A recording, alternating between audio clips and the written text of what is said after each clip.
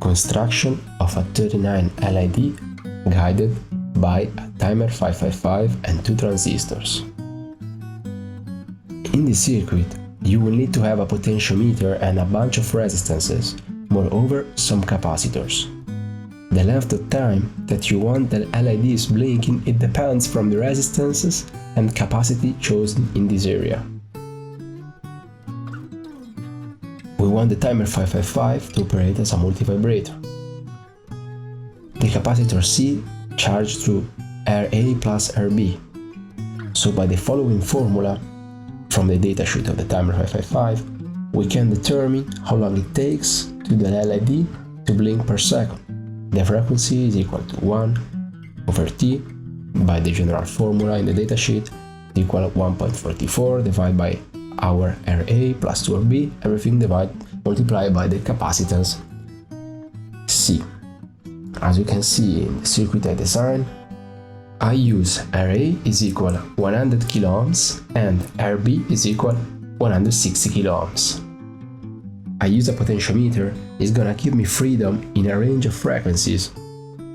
You can see the calculation, F is equal 1 over T equal to 1.44 divided by, in parentheses, 100 by 10 elevated to the third is equal to 100 kΩ plus 2 of 160 by 10 elevated to the third, and so on.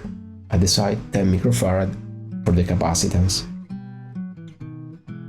This table could help you without the needing of any calculations for some preset values. The reason of using 2 transistors in the circuit is that the LEDs are a total of 39. If I wouldn't use a transistor and I would go in direct from the LED, stick with me. From the datasheet of the LED I bought, the manufacturer wrote that it works from 20 mA and 2 volt across to reach maximum light efficiency. If we calculate for the worst situation, 39 LEDs multiplied by 20 mA is equal to 780 mA.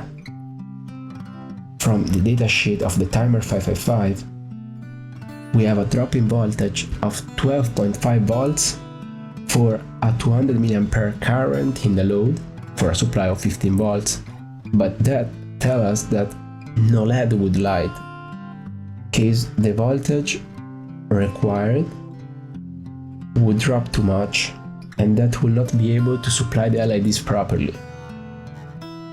So the idea has been to add a total of 2 transistors where each would have 20 and 19 LEDs respectively to control.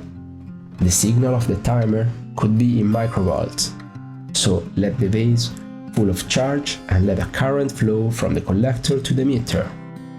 As calculated in the worst case, VCC divided by 2R, considering a drop of 1.2 in the supply, we're gonna result in a current of 437 mA. The voltage flow into each collector will be that, considering the same type of transistor, with a current in the base of 4.37 mA, considering beta equal 100. That would result of a total power out of the part 3 of the timer 555 of 39.33 milliwatts. No components will be hurt. All the current comes from the collector. After the mounting, this is pretty much the laboratory built result.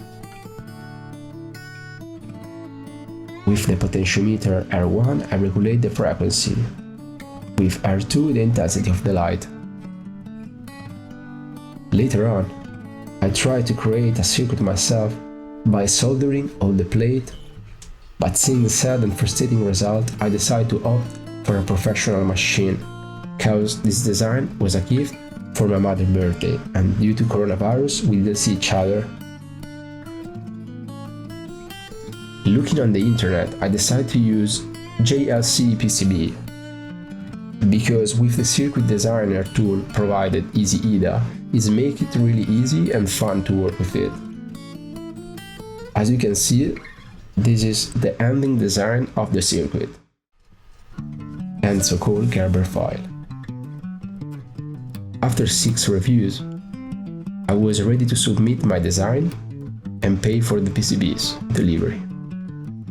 In the process, I had the possibilities to track real-time my PCB manufacturing. After 2 weeks, that was the packet. In a cool box with a lovely and of quality tape as a gift, everything well packed. Even 1 PCB more. I can say that was a good job.